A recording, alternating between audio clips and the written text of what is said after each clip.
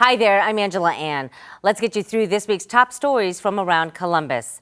The jury in the Connor Grubb murder trial came to a decision this week. The Blendon Township police officer was acquitted of all 6 charges in the death of Takaya Young, who was pregnant at the time. We do have reaction from inside the courtroom as that verdict came down. Plus, a new crosswalk, in fact, connecting the Olentangy Trail is open. However, it's already raising some concerns as people say it is dangerous and needs safety improvements. And Marigold the cow made a name for herself this week. Learn how this cow's journey from Ohio to West Virginia shut down a highway for hours. Let's dive into these stories and more making headlines across Central Ohio. Today, a verdict of not guilty on all 6 counts for police officer Connor Grubb. It's a moment that carried clear, raw emotion throughout the courtroom. We, the jury, upon our oaths and law and evidence in this case, find the defendant not guilty of murder as charged in count 3 of the indictment. The murder charge carried significant weight for both sides. Minutes after being dismissed, Grubb was seen hugging his lawyers. Today, members of Grubb's team acknowledged that a woman's life was lost and her unborn daughter, which is not something taken lightly. This was the moment Young's grandmother reacted to the verdict.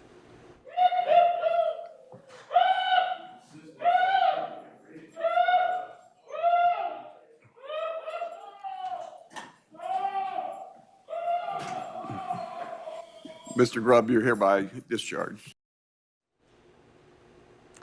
Very difficult watching that. Such a sobering moment in that courtroom as the judge tried to speak, telling Connor Grubb that he was dismissed and he was free to go. 10 TV's Lacey Crisp was in the courtroom today when the verdict was read. She's been there from the moment this trial started. Lacey, what was the feeling in there like? We even saw kind of a moment of relief from Connor Grubb, and you said he had some tears in his eyes. He did. You could feel the emotion in the courtroom as Judge David Young read the verdict to all 6 charges. Now, this has been a long time in coming. The shooting happened more than 2 years ago. The trial lasted 3 weeks. Now, the jurors deliberated over 2 days, 7 hours throughout those 2 days. And around 10:30 this morning, they reached their verdict. Now, when the jurors walked into the courtroom today, they didn't make eye contact with anyone. They just kept walking straight ahead. But as Judge Young read the verdict, several of those jurors had tears in their eyes. Now, as you said, I was in the courtroom when the verdict was read. I sat right in front of Takaya Young's grandmother, Nadine Young. She was overcome with emotion. She was yelling and crying, and family members and some of the deputies actually had to escort her out of the courtroom. And defense attorneys explained after the verdict announcement that Grubb hasn't decided what he's going to do now. What he told us is thank you so much, and he started to cry, and so did his wife, and they have other things to say, but that's between them, and they're going to need some time on this. Have they talked about his plans for the future now? We haven't talked to them about that. It's one day at a time. Yeah, it's one day at a time. If it's a not guilty verdict and your life goes on, you're always affected. Like we said in this case, everyone in that courtroom is affected from this, and it will impact them for the rest of their lives. So I also reached out to Blendon Township, and Chief John Belford said in a statement, "This was a tragic event. Now that the jury has cleared him of any criminal wrongdoing, I'll be recommending to the trustees that they approve of putting Connor Grubb back on paid leave." Reporting live, Lacey Crisp, 10 TV News. Lacey, thank you for your excellent coverage throughout this. And as Mark Collins said, this was a very emotional case. Yeah, we clearly saw that emotional video again of Takaya's grandmother reacting to the verdict and expressing her grief. Our reporters at the courthouse also witnessed some of the jurors crying as well. 10 TV's Rochelle Aline was in the hallway for that moment. And Rochelle, the family didn't speak, but we did hear from those representing them. We did. I do want to focus on the family really quickly. You heard those cries inside the courtroom. We were in the hallway and could hear the family crying from the hallway. We watched as her grandmother walked outside. She collapsed into somebody's arms. She was crying. She was asking, why is this happening? How is this happening? And we watched as she was eventually escorted to the elevators and eventually left the court altogether. Now, special prosecutors were brought in from Montgomery County to try this case. We heard from them earlier today. They said the heart of this case is whether or not use of force was justified. They told journalists the jury's verdict spoke to that, and they added that they respected their decision, but they also recognized that Young's family feels differently. You know, it's an emotionally charged case. It's a difficult case, I think, from both sides, obviously, for the families from both sides of things. And unfortunately, at this time, I've not yet had a chance to sit down with Takaya's family and to get their their thoughts, obviously their emotions. Certainly, I'm confident to say they're disappointed in the verdict. And this isn't the only case that the Young family has in connection to this incident. They have actually filed a civil suit, a wrongful death suit in connection to this incident. Doug? Rochelle, thank you very much. As you mentioned, there's a civil case coming up as well. Juveniles show up in court every single day, but now the court is trying to take some of those cases and direct them towards a diversion program.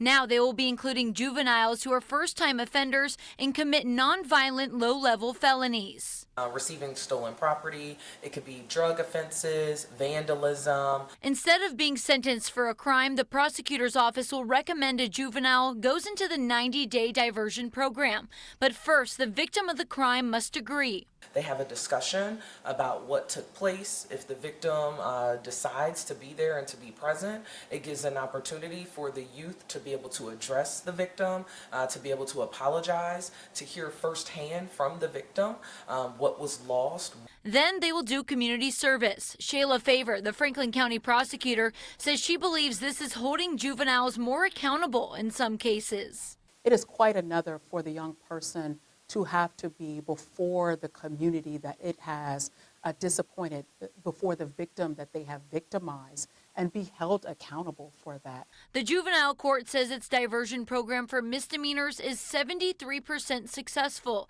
That means 73% of juveniles do not come back to the court. Our hope is that we will see a reduction in recidivism. What would you all say to someone who doesn't agree with allowing kids to get a chance to be in this diversion program for lower level felonies? These are young people at the end of the day. Their brains have not even completely been developed. And with that being said, this is for first time, low level, non-violent offenses. Reporting in Columbus, Tara Jabor, 10 TV News.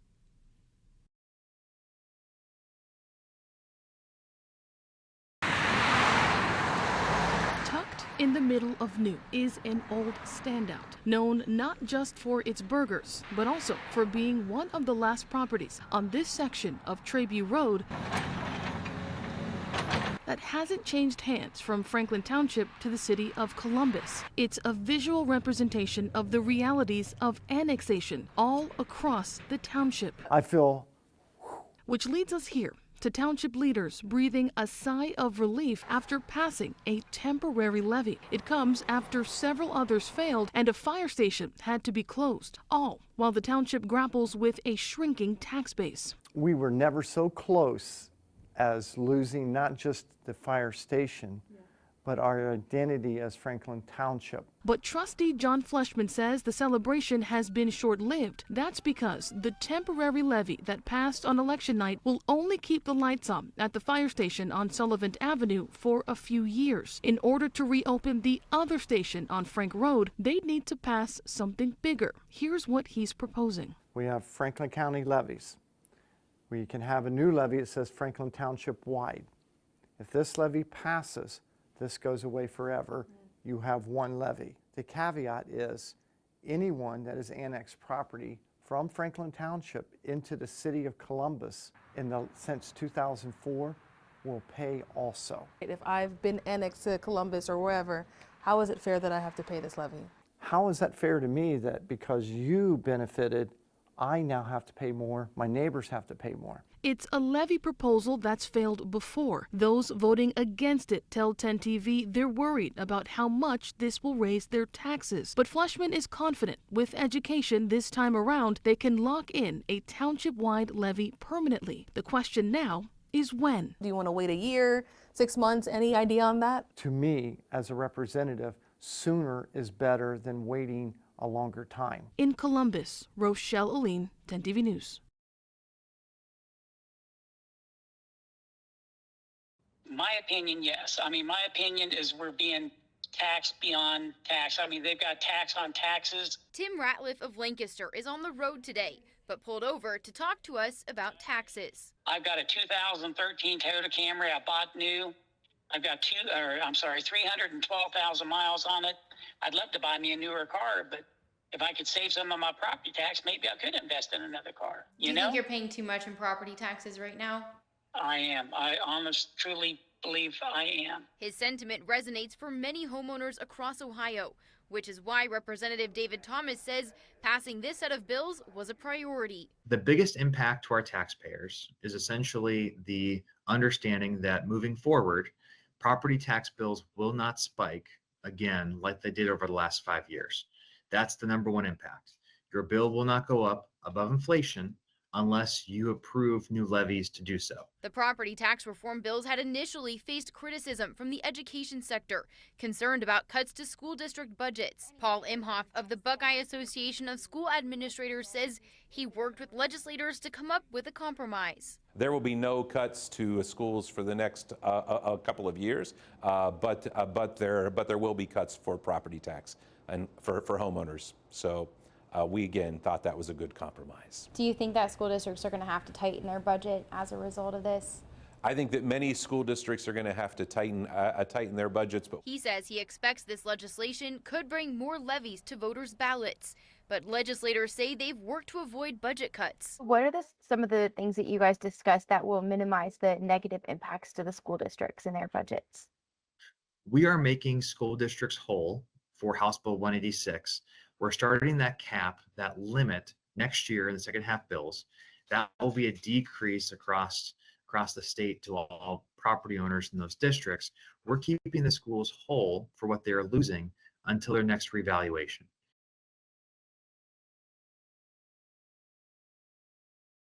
This is the crosswalk that's in the spotlight. Some pedestrians and cyclists are saying the big issue is drivers who are coming off of 315, making a left and not yielding to people in the crosswalk. They give a left turn arrow like to people coming off of 315 south, and it creates a sort of condition where people are just trying to buzz through real fast. Jeff Patterson frequents the Olentangy Trail with his family. My kids are like, hey, we want to use the cool bridges, see everything, and so I'm always head on a swivel when I'm crossing with them. He's worried about the safety of this crosswalk that connects the trail. So is Lori Carter. Every time I see people here, we're very friendly in this community, and we say, this is great, these bridges are beautiful, but we cannot safely cross here. Carter says in addition to the busyness of traffic at the intersection, she's upset over the lack of an accessible pedestrian signal. There's no audible signal. I have a visual impairment, and so I can't tell when the light changes. So I try to typically wait. If I'm by myself, I have to wait for somebody to cross ahead of me so I can run with them. There are signs reminding drivers to look out for people in the crossing. But the people I talked to say safety improvements need to be made. So I asked Columbus Recreation and Parks if they're working on a solution. A spokesperson responded saying in part this morning message boards were installed to alert drivers of increased pedestrian activity.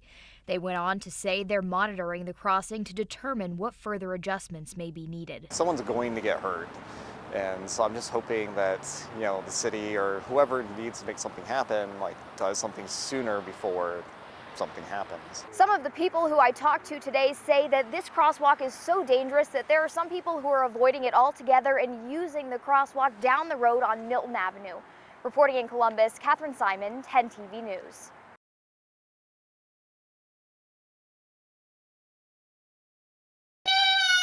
I was upstairs folding laundry, putting laundry away, and then my 6-year-old yelled for me. Valerie Collins says life with a toddler means surprises and patience. On Thursday, her daughter Amora ended up in a predicament. How did her head get through? Stuck between the staircase rails. More so scared. I don't think it was hurting her at all. But I tried so hard to pull the bars apart. I can deadlift like 325 pounds. So I'm like, okay, this is nothing. No, it was a lot. Valerie says she immediately called the fire department while doing her best to keep her daughter calm and cleared the path for crews. I panic cleaned before you guys got here too. I didn't want their job to be any harder than it is. I feel like a toddler stuck in a thing is like the least of their worries on a day-to-day basis. So I wanted it to be a quick, clean, they can get in, get out. Within 15 minutes of being stuck, Is that police? It's the fire truck. help arrived. My toddler's stuck in the railing. Okay. Oh, hi there. Crews used a piece of equipment to pull the bars apart and were able to free the toddler within minutes, reuniting Amora with her mom. And then she saw the firemen. She's like, oh, I don't like that. But I would say after she was out, it took maybe 3 minutes for her to stop crying, and then I held her for probably 15, 20 minutes. She would not let me go. Valerie says she's grateful for the quick response from crews and said, as toddlers do, the next day, Amora tried to do it again. If I'm building my next home, I'm going to have a wood banister or ones without gaps, because toddlers, if they fits, they sits. Reporting in Grove City, Krista McFarland, 10 TV News.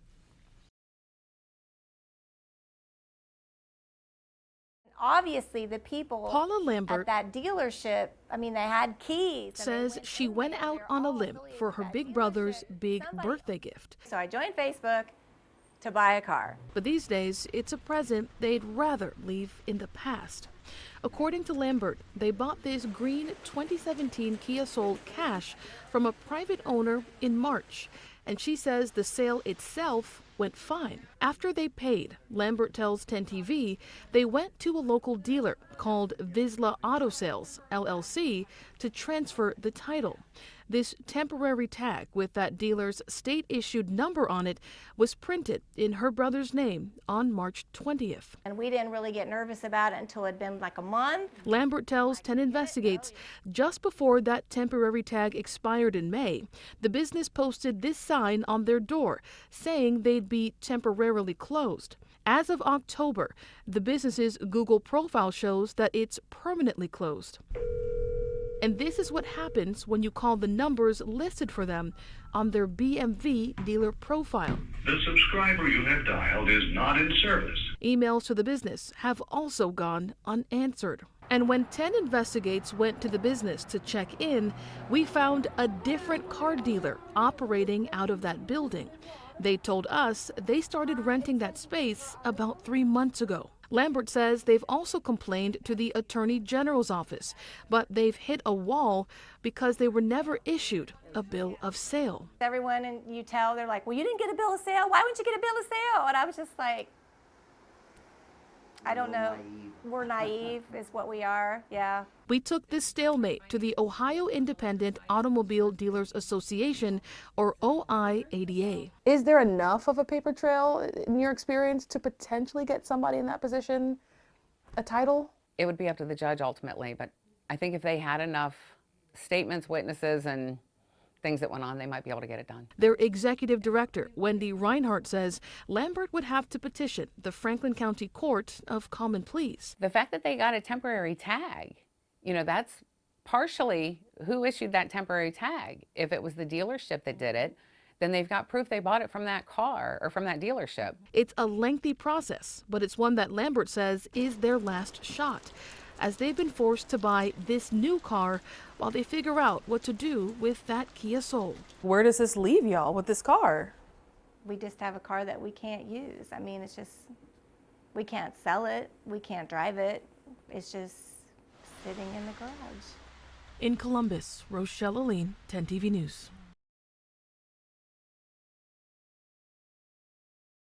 Welcome to your memorial, sir. Celebrating service, recognizing living history. behalf of a grateful nation, Honor Flight Columbus presents you with this flag. Thank you for your service. Thank you. Only 0.5% of the 16.4 million Americans who served during World War II are still with us today, according to the National World War II Museum. It's been a long time since that photo was taken. Bill O'Bannon is one of those heroes. There's not many of us left. Bill impacted by that honor flight recognition at his memorial. And also by the changing of the guard at the tomb of the unknown soldier. Everything there was so solemn. And everybody, the whole crowd seemed to feel it. It was impressive.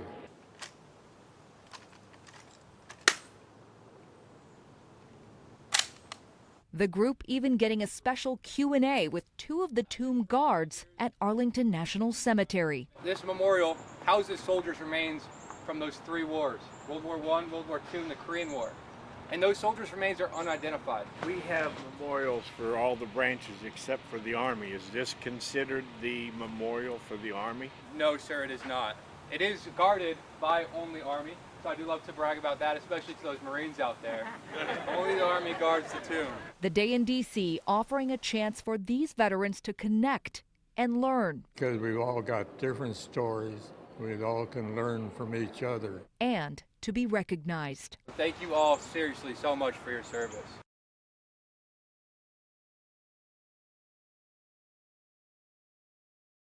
I found that mysterious cow. Everyone meet Miss Marigold right here. Marigold, do you have anything to say about the chaos you caused last night? All right, we'll give her a moment to think. She may be a lady of few moves, but don't let that fool you. Hi, Mama. As we saw last night, she can stir up chaos without saying a word. Problem from the beginning, so hopefully she tames down and gets herself together. Samantha Gay, who runs a small farm. We started with chickens, ducks, turkeys, and guineas. Then we went to goats, and now we have cows.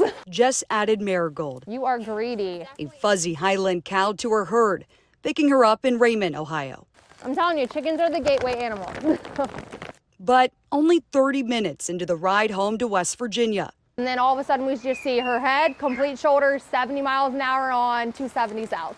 Gay and her boyfriend immediately pulled over. Marigold, though, somehow she hit this perfectly and just let herself out. She had other plans. By the time he gets out to the door, she bolts around off. I immediately called 911, and then I'm like, oh my God.